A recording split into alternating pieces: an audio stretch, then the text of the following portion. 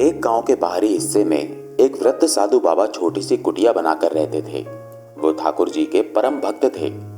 स्वभाव बहुत ही शांत और सरल। दिन रात बस एक ही कार्य था, ठाकुर जी के ध्यान भजन में खोए रहना।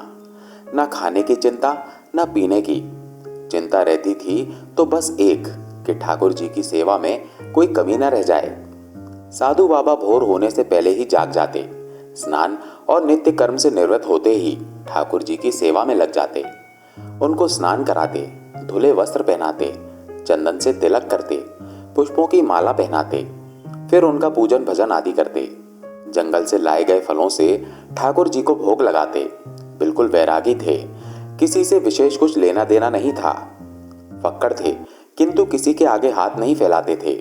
यदि कोई कुछ दे गया तो स्वीकार कर लिया, नहीं तो राधे राधे। फक्कड़ होने पर भी एक विशेष गुण उनमें समाहित था। उनके द्वार पर यदि कोई भूखा व्यक्ति आ जाए तो वो उसको बिना कुछ खिलाए नहीं जाने देते थे। कुछ नहीं होता था तो जंगल से फल लाकर ही दे देते थे, किंतु कभी किसी को भूखा नहीं जाने दिया। यही स्थिति ठाकुर जी के प्रति भी थी। उनको इस बात की सदैव चिंता सताती रहती थी कि कहीं ठाकुर जी किसी दिन भूखे न रह जाएं। उनके पास कुछ होता तो था नहीं। कहीं कोई कुछ दे जाता था तो भोजन बना लेते थे, अन्यथा वो अपने पास थोड़ा गुड़ अवश्य रखा करते थे। भोजन बनाते थे तो पहले भोजन ठाकुर जी को अर्पित करते, फिर स्वयं ग्रहण करते। कभी भोजन नहीं होता था तो गुड़ से ही काम चला लेते थे।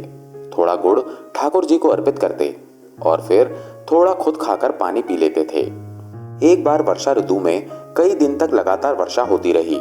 जंगल में चारों ओर पानी ही पानी भर गया। जंगल से फल ला पाना संभव नहीं रहा। उनके पास रखा गुड़ भी समाप्त होने वाला था। अब बाबा को चिंता हुई। सोचने लगे, यदि वर्षा इसी प्रकार होती रही तो मैं जंगल से फल कैसे ला पाऊंगा, ठाकुर जी को भोग कैसे लगाऊंगा। गुड़ भी समाप्त होने वाला है, ठाकुर जी तो भूखे ही रह जाएंगे।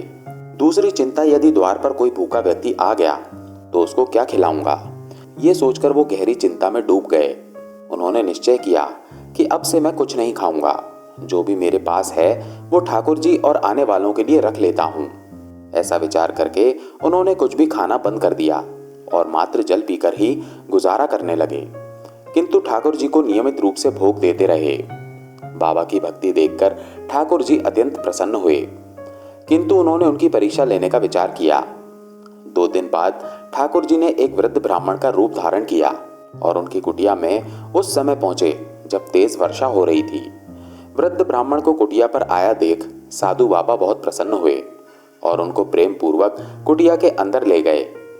उनको प्रेम से बिठाया, कुशल क्षेम पूछी। तब वो ब्राह्मण बड़ी ही दीन वाणी में बोला कि 3 दिन से भूखा हूं, शरीर बहुत कमजोर हो गया है, यदि कुछ खाने का प्रबंध हो जाए तो बहुत कृपा होगी।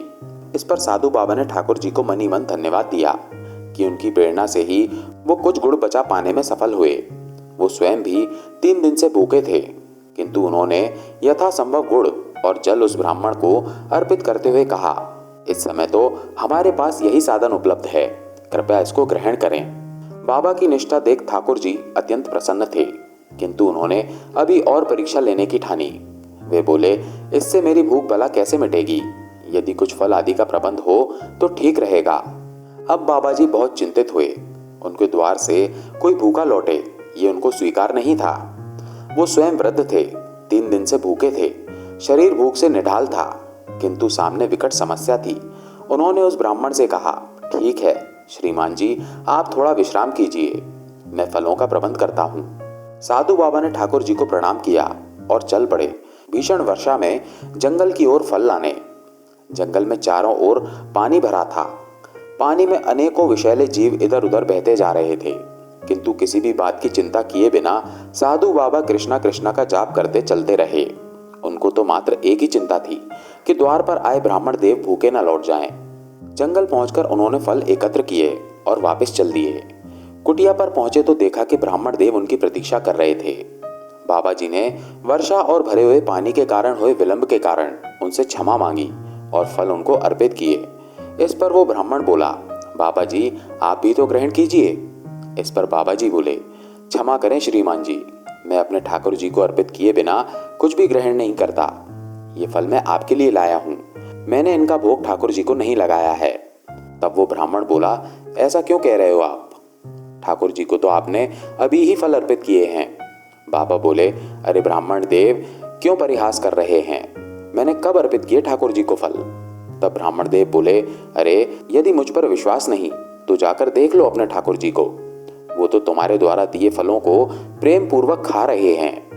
ब्राह्मण देव की बात सुनकर बाबा जी ने जाकर देखा तो वो सभी फल ठाकुर जी के सम्मुख रखे थे जो उन्होंने ब्राह्मण देव को अर्पित किए थे। वो तुरंत बाहर आए और आकर ब्राह्मण देव के पैरों में पड़ गए और बोले, कृपया बताएं आप कौन हैं? ये सुनकर श्री हरि वहां प्रत्यक्ष प्रकट हो गए। ठाकुर जी को देख वो वृद्ध बाबा अपनी सुध-बुध खो बैठे।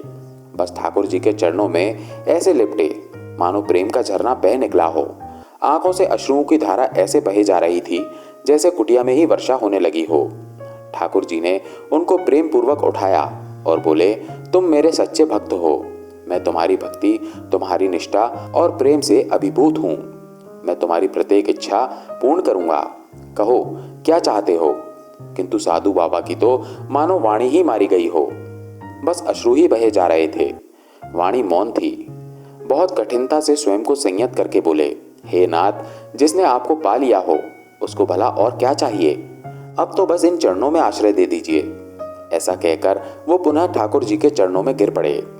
तब ठाकुर जी बोले, मेरा दर्शन व्यर्थ नहीं जाता। मांगो क्या चाहते हो? कहो तो तुमको मुक्ति प्रदान करता हूं। ये सुनते ही बाबा विचलित हो उठे। तब बाबा बोले, हे हरि, हे नाथ, मुझको यूं ना छलिए। मैं मुक्ति नहीं चाहता। यदि आप देना ही चाहते हैं तो जन्मों जन्मों तक इन चरणों का आश्रय दीजिए।